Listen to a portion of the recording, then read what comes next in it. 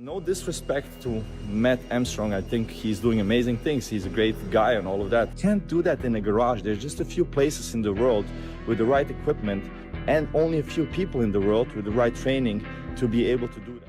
Some of the world's biggest car manufacturers reportedly couldn't control Matt Armstrong, and now that may have led to a decision nobody expected. One of Dubai's richest and most powerful families has allegedly reached out to the British YouTuber, but not for a routine rebuild. The project they're connected to is so ambitious that it has sparked questions across the automotive world. So why would a family with access to every luxury brand bypass industry giants and call Matt Armstrong instead? What exactly are they planning? Let's find out. Beyond cars lies a vision. The message did not look like the kind that usually lands in Matt Armstrong's world. Over the years, he had become known for taking damaged supercars that many people considered finished and bringing them back to life on camera. His audience expected rebuilds, rare finds, and impossible mechanical challenges. But this time, the conversation appeared to be moving in a completely different direction. According to the story taking shape around him, one of Dubai's most influential automotive circles wanted his attention, and the reason immediately raised questions. At first glance, the situation seemed difficult to explain.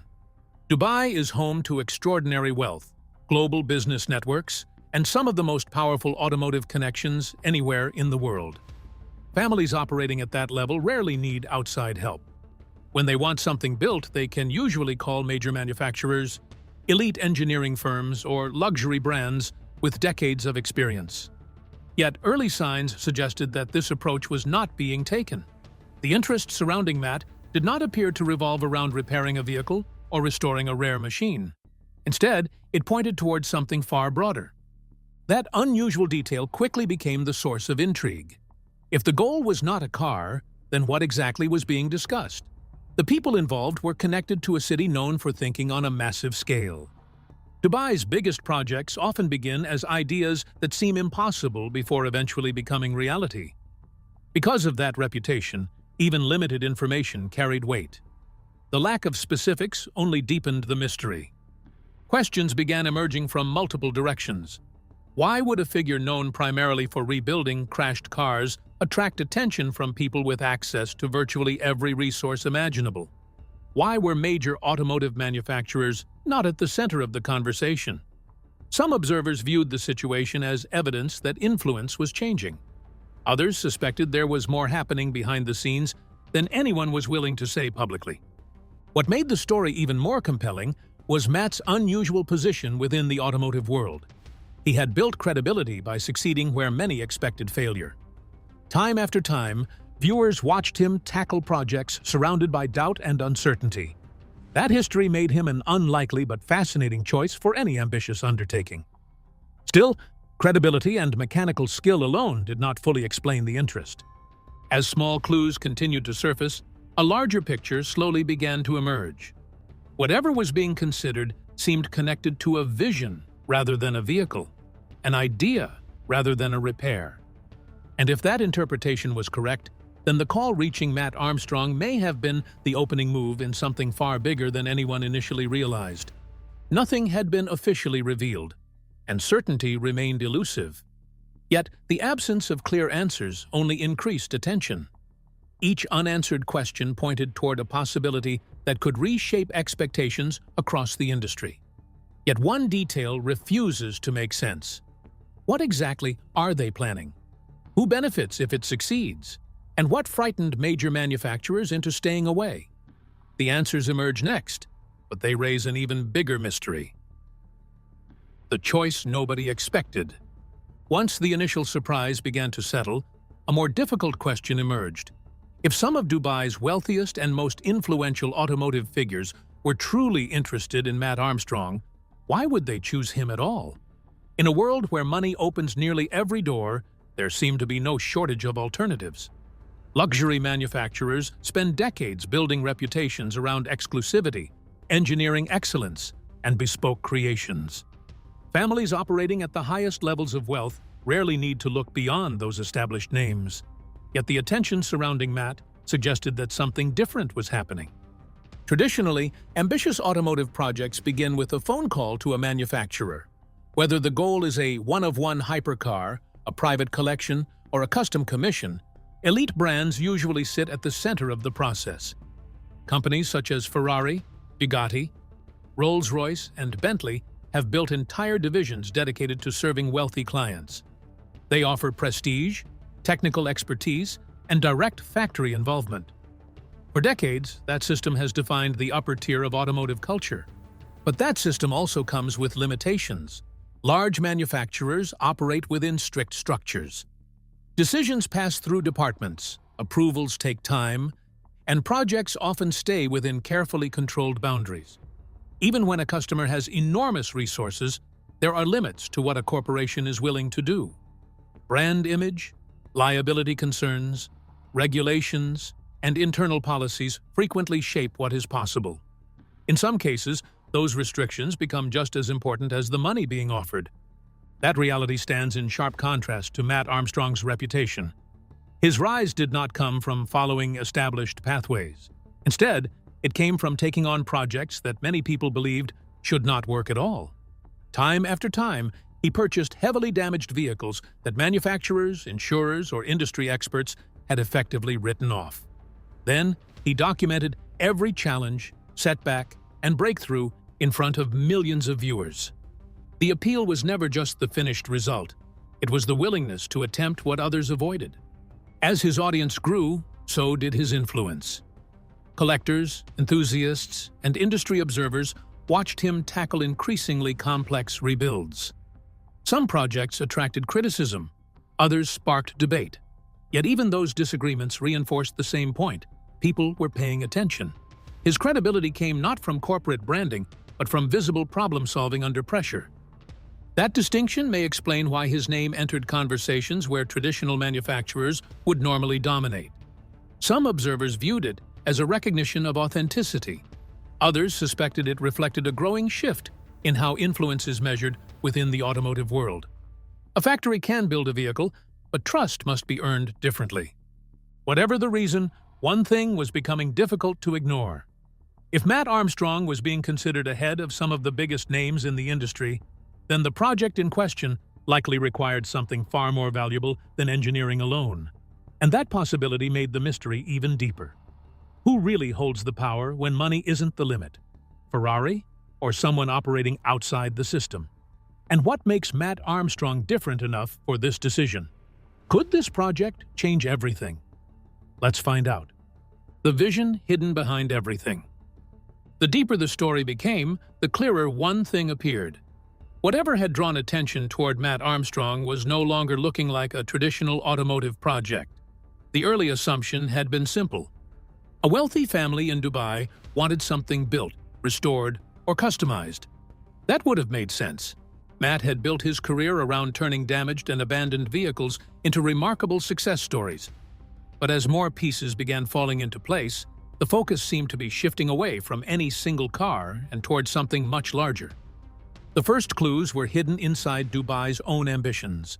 In recent years, the city has invested heavily in becoming a global center for automotive trade. Massive developments were being planned around vehicle sales, auctions, logistics, workshops, and transportation networks. These projects were not designed for a few rare supercars.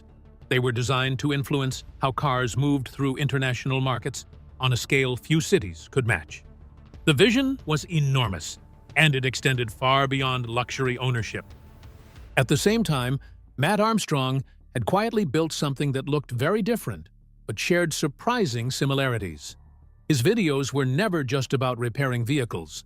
Millions of viewers followed his projects because they were stories.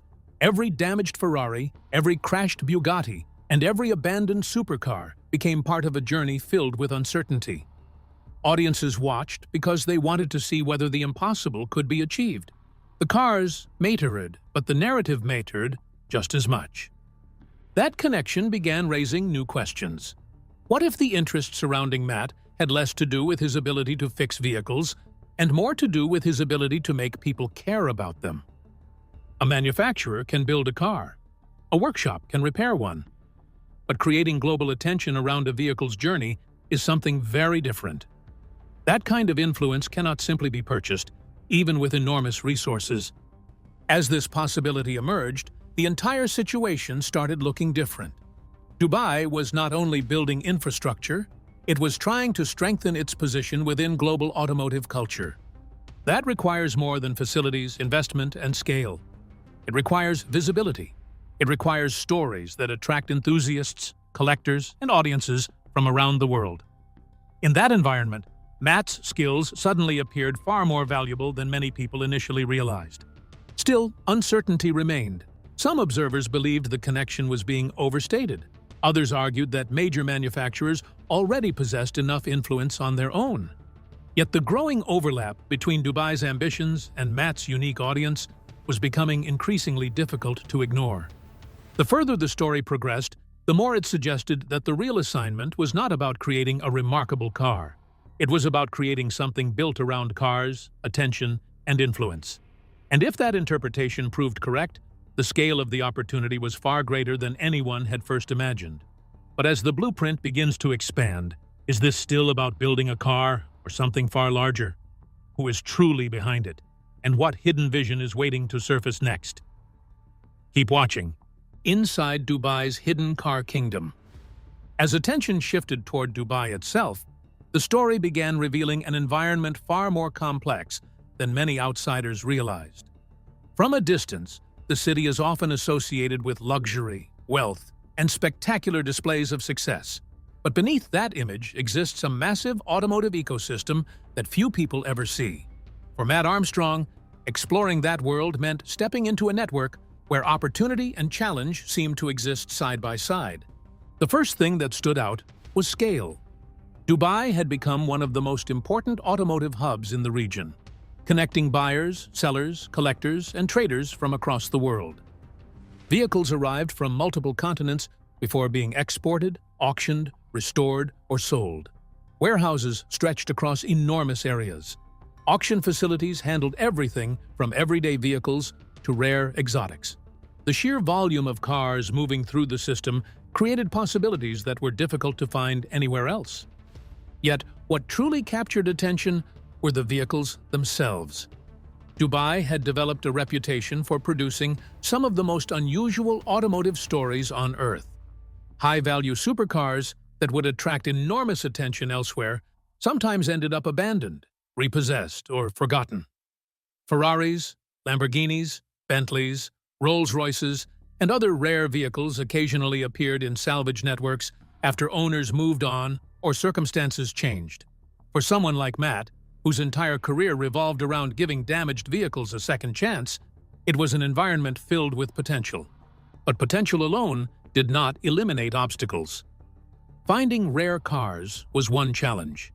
Acquiring the right parts was another.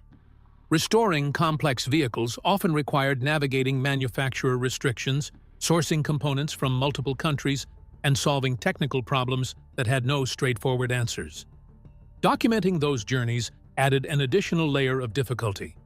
Every project had to remain interesting, understandable, and authentic to the audience following along. As the picture grew larger, another realization began to emerge. This was no longer a story centered on one wealthy family or one ambitious proposal. The automotive ecosystem surrounding Dubai involved business networks, collectors, traders, restoration specialists, and institutions connected to a much broader vision. The scale of that network suggested that any successful project could influence far more than a single garage build. That possibility also introduced uncertainty. Some observers viewed Dubai's automotive ambitions as a natural extension of its rapid growth and global influence. Others questioned whether attention could be generated simply through infrastructure and investment. The debate highlighted an important issue. Building facilities is one challenge. Creating genuine excitement around them is another entirely. For Matt Armstrong, that distinction may have been exactly why his presence mattered. His audience had always been drawn to stories of unlikely recoveries, difficult rebuilds, and unexpected outcomes. Inside Dubai's vast automotive landscape, those elements existed everywhere. And the deeper he moved into that world, the clearer it became that the opportunity in front of him was connected to something much bigger than a collection of rare cars. Inside Dubai's hidden automotive world, nothing is as it seems. Rare machines, secret dealings, and rising stakes begin to surface. But who is controlling it all? What risks are being quietly ignored? And what comes next? Stay with us. When the vision meets reality. By this point, the opportunity in front of Matt Armstrong no longer looked exciting alone. It also looked complicated. The deeper the vision became, the more difficult questions begin to emerge. From the outside, the concept appeared powerful. Dubai possessed extraordinary resources, a rapidly expanding automotive ecosystem, and access to vehicles that enthusiasts around the world rarely encountered. Matt brought something equally valuable, a proven ability to turn automotive challenges into stories that millions of people wanted to follow. On paper, the combination seemed ideal. In reality, it was far from simple. The first signs of difficulty appeared in the technical side of the automotive world itself. Throughout his career, Matt had built a reputation by tackling vehicles that many considered impossible to restore. He had worked through severe crash damage, missing components, and mechanical failures that would have convinced most owners to walk away. Yet a project connected to a larger automotive vision presented a different kind of challenge. The scale was no longer measured by one vehicle or one repair. Every decision could affect a much bigger objective. At the same time, manufacturer restrictions remained a constant obstacle. Previous projects had already shown how difficult it could be to obtain certain parts, access technical information, or receive official support. Some companies preferred repairs to stay within approved networks. Others maintained strict control over components and procedures. Those limitations had not stopped Matt before, but they demonstrated a reality that money alone could not erase. Access is not always available simply because someone wants it. Questions surrounding logistics added another layer of uncertainty.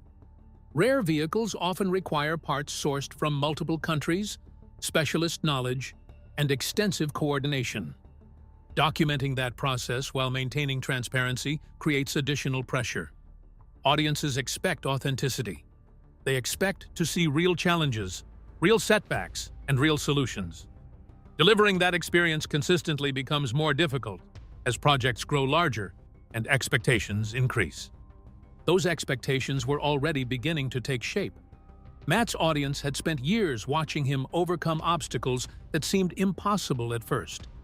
That success created confidence, but it also created pressure. The larger the vision became, the more people expected another remarkable outcome. Supporters viewed the situation as a perfect match between opportunity and talent. Skeptics questioned whether any creator could successfully bridge the gap between large-scale automotive ambition and genuine audience trust. That debate revealed the central tension surrounding the project.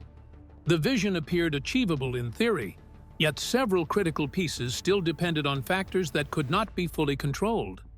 Technical barriers, manufacturer policies, logistics, public expectations, and credibility all carried equal importance. Any weakness could affect the entire outcome. As those realities became impossible to ignore, the story entered its most uncertain stage. The opportunity remained enormous, but so did the risks. For the first time, the question was no longer whether the vision sounded impressive. The real question was whether it could actually work when tested against reality. Inside Dubai's hidden automotive world, rare supercars and unseen networks begin to surface. But who is really behind them? What are they hiding? And how far does this project truly reach before everything changes forever? Stay glued. The plan bigger than cars. After layers of speculation, unanswered questions, and growing anticipation, the direction of the story finally began to take shape. What initially seemed like a simple connection between Matt Armstrong and a major vehicle project turned out to be something far broader. His reputation for rebuilding damaged supercars had made the assumption feel logical. But the deeper the situation was examined, the clearer it became that the objective extended far beyond a single car or even a single build. The vision was much larger, with implications reaching outside any workshop. At the center of this emerging picture was Dubai's long-term ambition to strengthen its position in the global automotive world. Significant investment had already been made into infrastructure, vehicle trading systems, auctions, restoration hubs, logistics networks, and transport operations. The physical foundation was being constructed on a massive scale. Facilities could be built, systems organized, and capital deployed. But one challenge remained difficult to solve. Attention itself could not simply be purchased. This is where Matt Armstrong's involvement became increasingly significant. His influence was not created through advertising or corporate branding, but through years of documented struggles, failures, and recoveries. Audiences followed him because they trusted the process. They saw damaged vehicles revived step by step, often against expectations. That kind of credibility had become a rare asset, one that traditional investment alone could not replicate. As this perspective became clearer, the mystery surrounding the project shifted. It no longer appeared to be about constructing a specific vehicle, but about building a destination where restoration, automotive culture, customization, and storytelling could exist together. In that space, every vehicle would carry meaning beyond its mechanical value, becoming part of a larger narrative designed to attract global attention. The implication of such a platform was significant. It could reshape how enthusiasts, collectors, and industry observers engage with automotive culture. Dubai would gain more than infrastructure. It would position itself as a global center of automotive innovation and attention. At the same time, Matt's audience could serve as a bridge between that ambition and millions of viewers worldwide. Even so, uncertainty remained. Some saw it as evolution. Others questioned whether authenticity could survive at that scale. So, what do you think? Did Dubai's richest family choose Matt Armstrong because influence and trust now matter more than automotive giants? Share your thoughts in the comments. Don't forget to like, share, and subscribe.